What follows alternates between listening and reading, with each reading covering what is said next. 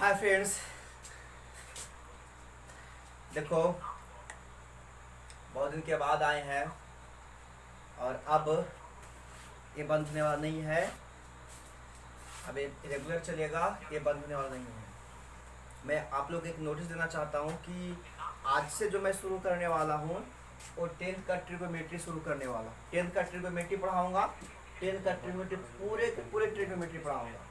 ये पूरे के पूरे जो सप्ताह है ये ट्रिगोमेट्री चलेगा 10th का, और इसको खत्म करेंगे तो फिर 12 का इंटीग्रेशन चालू करेंगे। उसके बाद एक सप्ताह 10th का चलेगा, एक सप्ताह 12th के चलेगा, और उसके बाद फिर जो आगे होगा सोचा जाएगा। लेकिन अभी फिलहाल जो एक सप्ताह पूरा चलने वाला है वो 10th का ट्रिगोमेट्री चलने वाला है। एकदम बिल्कुल बेसिक से पढ़ाना स्टार्ट करेंगे, पूरे के पूरे एकदम निचोड़ के साथ पढ़ाएंगे। बस आप धैर्य लगा के पढ़िए और सब्सक्राइब बढ़ाइए, शेयर कीजिए ठोक करके, टेंशन न लेना है। आइए पढ़ाते हैं।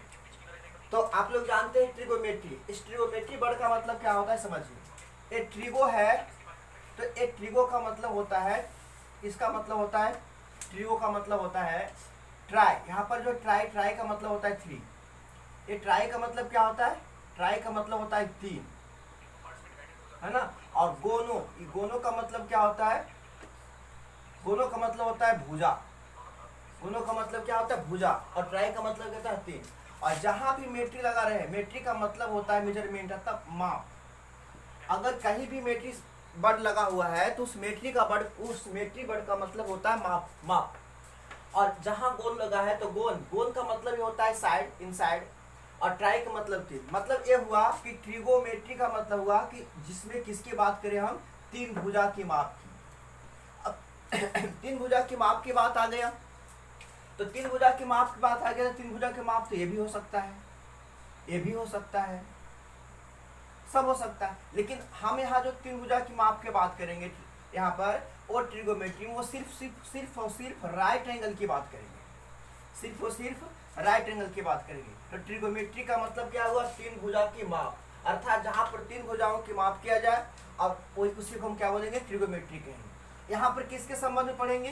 तो हम सीधी बात बोलते हैं कि यहाँ पर जो पढ़ेंगे हम लोग वो पढ़ेंगे राइट ट्रायंगल के बारे में। किसके बारे में पढ़ेंगे? राइट ट्रायंगल, जिसको क्या हो जाता है? समकोण त्रिभुज। समकोण त्रिभुज के बारे में पढ़ेंगे।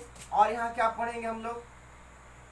तो पढ़ेंगे समकोण त्रिभुज की भुजाओं के बारे में, समकोण त्रिभुज की भुजाओं के बारे में। और क्या पढ़ेंगे यहाँ पर? समकोण त्रिभुज की कोनों के बारे में, समकोण त्रिभुज की कोने के बारे में। यानी राइट एंगल जो समकोण है, समकोण ट्रायंगल के बारे में, उसके समकोण की भुजाओं के बारे में और समकोण की कोनों के बारे में ये पढ़ना है। तो धैर्य बनाए रखिए, ध्यान दीजिए, आराम से सुनिए। अब कुछ हम लिखने वाले हैं। देखिए, जब राइट एंगल की बात आ गया है तो ये है एक राइट एंगल है। ये क्या है? एक राइट एंगल है। तो राइट एंगल का जो बेसिक होता है स्ट्रक्चर वो होता है क्या? कि राइट एंगल का एक जो एंगल होना चाहिए, एक एंगल वो 90 डिग्री होना चाहिए। इसको कैसे पढ़ा जाएगा? एक है पड़ा, उस पर है खड़ा, फिर उस पर है एक पड़ा। तो जो पड़ा है एक नीचे और खड़ा है, यहाँ पर जो एंगल बन रहा उसी एंगल को क्या बोलेंगे? 90 डिग्री। क्या बोले? कि एक पड़ा है और उस पर जो खड़ा है वहीं पर जो बना है, ये जो बना है इसी को बोलेगा राइट एंगल। राइट एंगल मतलब कितने डिग्री? 90 डिग्री। तो अगर अब देखा जाए तो आप लोग नहीं जानते तो फिर भी बेसिक चीज बता देते हैं कि कोई भी ट्रायंगल हो, कोई भी ट्रायंगल है, कोई भी त्रिभुज है, त्रिभुज के तीनों एंगल अगर हम ऐड करेंगे, त्रिभुज के तीनों एंगल अगर हम ऐड करेंगे तो ऐड करने के बाद वो कितना देगा? 180 देगा। त्रिभुज के तीनों अगर ट्रायंगल के तीनों कोनों को ऐड करेंगे तो 180 देगा। तो उसी प्रकार से ये तो राइट ट्रायंगल है। तो अगर ये राइट ट्रायंगल है तो राइट ट्रायंगल में भी ये प्रॉपर्टी काम करेगा, क्योंकि ये प्रॉपर्टी हर ट्रायंगल के लिए मान्य है, चाहे वो त्रिभुज समकोण हो, समद्विबाहु हो, समत्रिबाहु हो, वो चाहे कोई भी त्रिभुज हो, सभी त्रिभुज के लिए ये जो परिमेय है बिल्कुल मान्य है। तो इस राइट एंगल के लिए, समकोण त्रिभुज के लिए भी ये क्या है? मान्य है। तो आइए, अगर ई 90 है तो आपको पता होना चाहिए, इसका नाम देते हैं ए बी सी। तो ए बी जो होगा और ए जो होगा ये कितने होगा? तो 45 डिग्री। ये कितने होगा 45 डिग्री। तो यहाँ से एक बात बन जाता है, यहाँ से एक बात ये बन जाता है कि अगर ये 45 डिग्री है, ये 45 डिग्री है, तो ये बात बन गया कि अगर दो एंगल सेम हो, मेरी बात को सुनिए गौर से, अगर दो एंगल सेम हो, अगर दो एंगल सेम हो तो उसकी दो भुजा भी बराबर होती है। अर्थात इस एंगल के सामने ए भुजा, इस एंगल के सामने ए भुजा, तो यहाँ पर ए बी जो होगा वो किसके बराबर होगा, बी सी के बराबर होगा। ऐसा क्यों हुआ कि अगर किसी ट्रायंगल के कोई दो एंगल सेम होती है तो उसकी दो भुजा क्या होती है, सेम होती है। पहला कंसेप्ट। दूसरा कंसेप्ट है कि अगर ट्रायंगल के सामने जो भुजा जितनी बड़ी रहती, सॉरी, ट्रायंगल में जो कोण जितनी बड़ी रहती है वही भुजा उतनी बड़ी होती है। तो यहाँ पर देखो ये 45 है, 45 है, यहाँ कितना है 90 है, तो इसका मतलब जो 90 डिग्री के सामने वाला है अगर देखा है तो एंगल बी कितना है 90 डिग्री, एंगल बी 90 डिग्री है, तो इसके सामने वाली जो भुजा है अर्थात AC ये क्या होगा, सबसे बड़ी होगा, सबसे बड़ी भुजा होगी। क्यों ऐसा, क्योंकि जिसकी एंगल सबसे बड़ी होगी उसकी भुजा सबसे बड़ी होगी। क्लियर बात हुआ, जिसकी एंगल सबसे बड़ा होगा उसकी भुजा सबसे बड़ी होगी। यहाँ पर 45 हुआ, दो एंगल सेम था तो दो क्या हुआ, दो साइड सेम हुआ, ये दो साइड सेम हुआ, ये क्या हुआ, ये दोनों से बड़ा हुआ। तो यहाँ पर इसको हम क्या बोल सकते हैं, समकोण समद्विबाहु त्रिभुज। इसको हम बोल सकते हैं समकोण समद्विबाहु त्रिभुज। क्यों, क्योंकि समकोण का भी प्रॉपर्टी इसमें लग रहा है, समद्विबाहु का भी प्रॉपर्टी लग रहा है, तो इसी को बोलेंगे समकोण समद्विबाहु त्रिभुज। इतनी बात बेसिक चीज समझ में आया। तो इसी पर आपको पता होगा पाइथागोरस एक वैज्ञानिक, एक मतलब कि मैथमेटिशियन था, उन्होंने क्या बोला कि अगर कोई राइट एंगल है और राइट एंगल की जो सबसे बड़ी भुजा है वो सबसे बड़ी कोण के सामने होती है, तो उसने क्या बता दिया कि जो सबसे बड़ी भुजा का स्क्वायर होती है वो बाकी जो छोटे दो भुजा होती है उन दो छोटी भुजा के वर्गों के स्क्वायर के योग के बराबर होता है। अर्थात कर्ण का स्क्वायर बराबर लंब के स्क्वायर प्लस क्या होता है, आधार के स्क्वायर। क्या बोला कि जो सबसे बड़ी भुजा होता है अन्य दो भुजाओं के वर्गों के योगफल के बराबर होता है, ये पाइथागोरस ने बोला। तो इसी को हिंदी में क्या लिखेंगे कि जो कर्ण का स्क्वायर होता है वो लंब के स्क्वायर प्लस आधार के स्क्वायर के बराबर होता है। इसी को हम और कैसे लिखेंगे, इसी को हम बोलेंगे कि जो कर्ण है इस कर्ण को क्या बोलेंगे, हाइपोटेनस, क्या बोलेंगे, हाइपोटेनस। तो हाइपोटेनस को रिप्रेजेंट क्या से करेंगे, तो कैपिटल H से। इसको क्या बोलेंगे, तो बेस, बेस को क्या नोट करेंगे, B से। इसको क्या बोलेंगे, परपेंडिकुलर,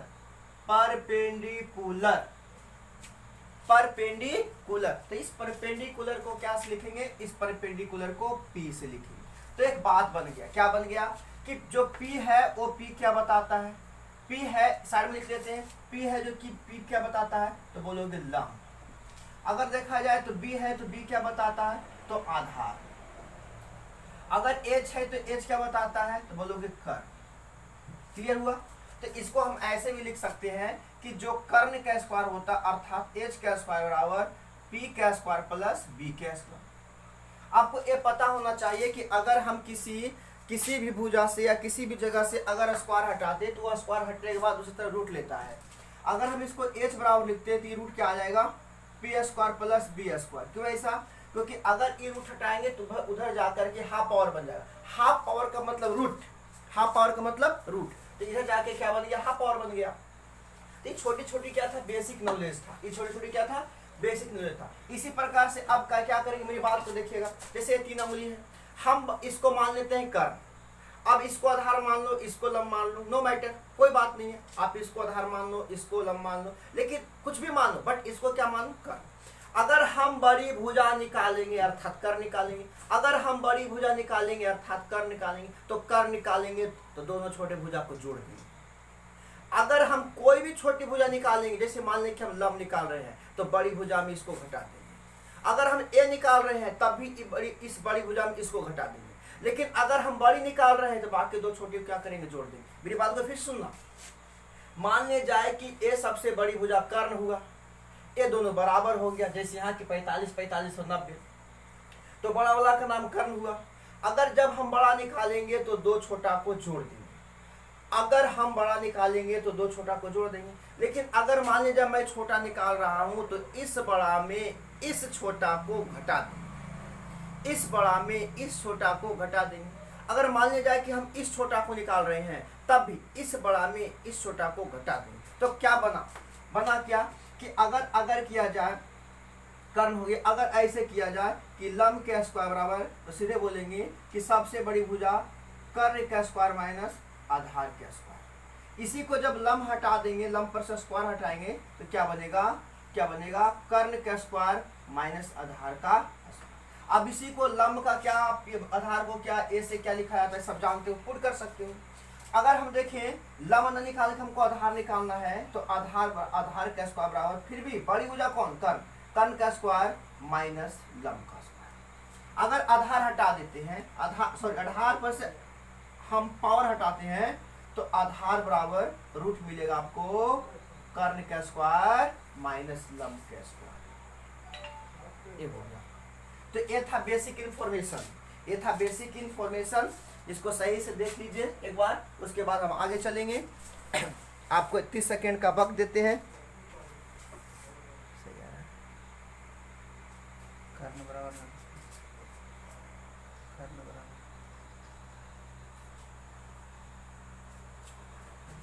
चलिए अब यहाँ देखिए कर्ण बराबर, तो कर्ण बराबर लंब का स्क्वायर प्लस आधार का स्क्वायर हो चुका है।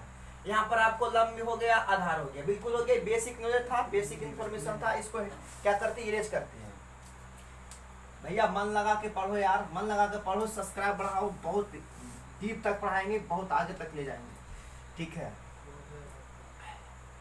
अब आगे सुनिए, यहाँ तक था बेसिक नॉलेज था। अब सुनिए, आप लोग सुनते हैं कि ये जो होती है ये क्या होती है, समकोण त्रिभुज। आप ये भी समझते हैं कि 90 डिग्री, ये भी समझते हैं 45 डिग्री, ये भी समझते हैं 45 डिग्री। चलिए ठीक है, इसको क्या जाता है, आप बोलेंगे परपेंडिकुलर। परपेंडिकुलर किसको कहा जाता है, तो बोलोगे लंब को। तो हम इसको डायरेक्ट पता है लंब को हम ऐसे लिख सकते हैं, लंब को हम लिखेंगे लंब, L फॉर लंब। याद करने का तरीका है L फॉर लंब है ना, आधार A फॉर आधार, और कर्ण तो K फॉर कर्ण। क्या फर्क पड़ता है यार सबसे में। L का मतलब हम क्या मान के चलेंगे, अपना देहाती भाषा, L का मतलब लंब, A का मतलब आधार, K का मतलब कर्ण। अब ध्यान दो, अगर ये तीन साइड है तो ये तीन साइड क्या बनाएगा, देखिए देखते हैं। आपको पता है एक बार बनाएगा क्या, लंब बटा कर्ण, इतना बटा इतना। एक बार बनाएगा आधार बटा कर्ण, इतना बटा इतना। और एक बार बनाएगा क्या, लंब बटा आधार, यानी इतना बटा इतना, यानी इसको कह सकते हैं ए बी सी। तो हम लिख सकते हैं क्या, इसको लिख सकते हैं कि यहाँ पर जो है ए बी बटा, इसको बराबर करके ए बी बटा बी सी। आप समझते इस चीज को, लिखना कोई जरूरत नहीं है, ए बी बटा ए सी। अब देखो बी सी बटा ए सी, फिर देखो ए बी बटा कितना बी सी। तो इसको क्या होता है कि लंब बटा कर्ण बराबर, हम डायरेक्ट बोलेंगे इसको साइन थीटा। क्यों ऐसा, क्यों, क्योंकि लंब और कर्ण कब होगा, जब साइन होगा तब होगा। इसको बोलेंगे क्या, कॉस थीटा, और इसको क्या बोलेंगे, टाइन थीटा। यार ये हो गया एल वाई के, मतलब एल वाई के साइन थीटा बराबर लंब बटा कर्ण, कॉस थीटा बराबर आधार बटा कर्ण, और टाइन थीटा बराबर लंब बटा आधार। बस बेसिक इंफॉर्मेशन। अब इसको क्या करेंगे, अब इसको ये करना चाहते हैं कि अब भैया क्या करें, तो आपको पता होना चाहिए साइन थीटा जो होता है, साइन थीटा जो होता है, इसी को अगर उलट दिया जाए तो इसी को उलटने पर ये क्या हो जाएगा, कॉसेक थीटा। हम साइड में बताएंगे, पहले आपको इतना याद रखना है कि साइन थीटा बराबर लंब बटा कर्ण, कॉस थीटा बराबर आधार बटा कर्ण, टैन थीटा बराबर लंब बटा आधार। अब बताते हैं कि यहाँ पर साइन थीटा जो होता है, साइन थीटा का जो चचेरा मचेरा भाई होता है वो कॉसेक थीटा होता है। अब जब कॉसेक थीटा है तो कुछ नहीं करो, के के ऊपर कर दो और एल का नीचे कर दो। इसका चचेरा भाई कौन होता है, सेक थीटा होता है। तो ये भी कुछ नहीं करो, ऊपर के करो नीचे ए करो। इसका चचेरा भाई क्या होता है, तो कॉट थीटा होता है। यहाँ भी कुछ नहीं करो, ऊपर ए करो नीचे एल कर दो। तो मतलब ये हुआ साइन थीटा बराबर लंब बटा कर्ण, कॉस थीटा बराबर आधार बटा कर्ण, टाइन थीटा बराबर लंब बटा आधार, कॉसेक कर्ण बाई लंब, सेक कर्ण बाई आधार और कॉट आधार बाई लंब। तो ये कितनी 6 निष्पत्तियां हैं और ये 6 निष्पत्तियां से क्या बन गया, छोटी छोटी ट्रायंगल निकालने का क्या बन गया, ये फॉर्म बन गया। यहाँ से क्या निकालेंगे, तो यहाँ से हम ट्रायंगल निकाल सकते हैं, सॉरी एंगल निकाल सकते हैं। अब आप कितने मिनट गया, अब यहां से आगे बढ़ते हैं। एक बात और सुनना, एक बात और सुनना, अगर अब यहां देखा जाए कि अगर ए एक त्रिभुज है, अगर ए है, ए बी है, ए सी है, तो इसका नाम था लंब, इसका कर्ण और इसका आधार, ये हो गया।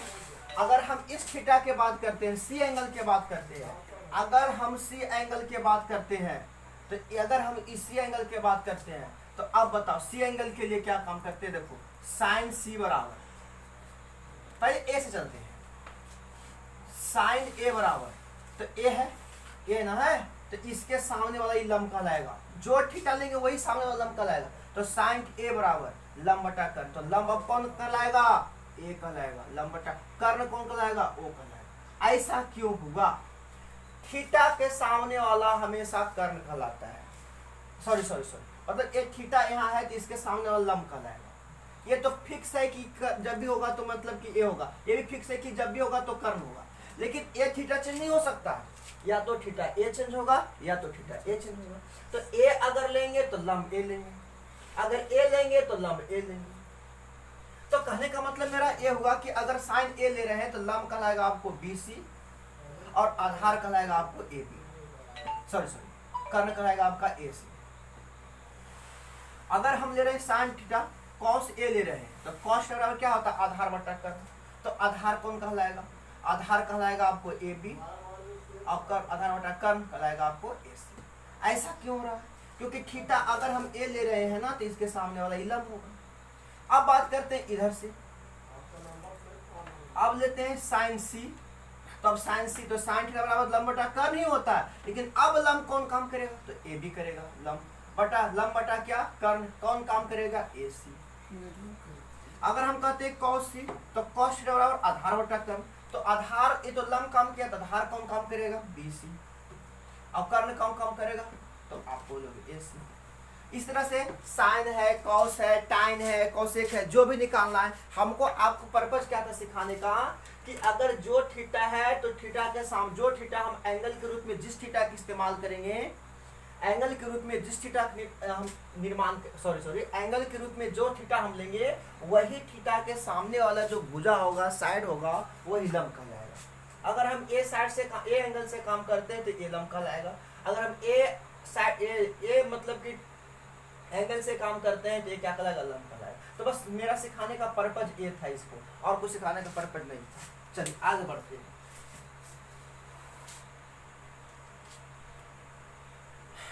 अब ध्यान दीजिए, अब आप लोग पढ़े होंगे कि जो साइन थीटा होता है,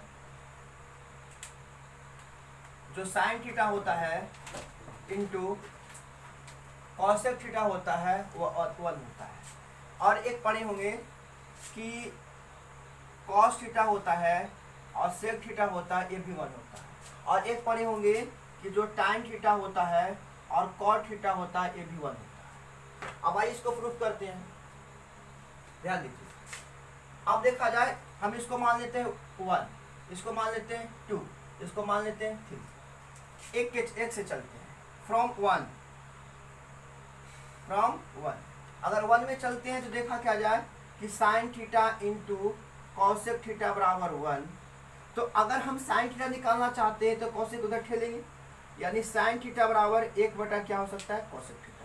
अब बताइए, यही चीज तो हम सिखा रहे थे कि साइन का उल्टा क्या होता है, कॉसेक होता है, साइन का रेसिप्रोकल क्या होता है, कॉसेक होता है। ये तो हम सिखा रहे थे।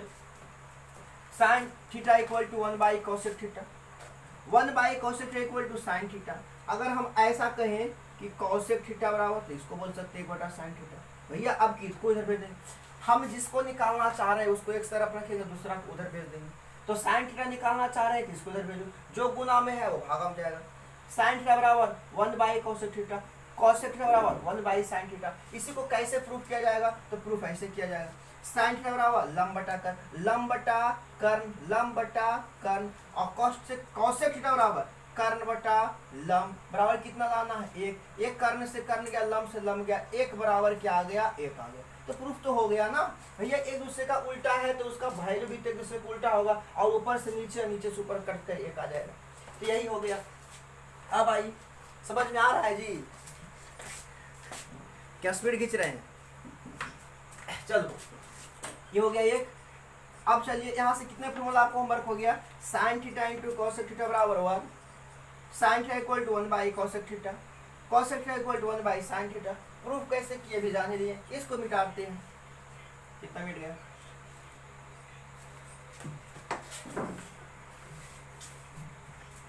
दवेदा 20 मिनट काटो।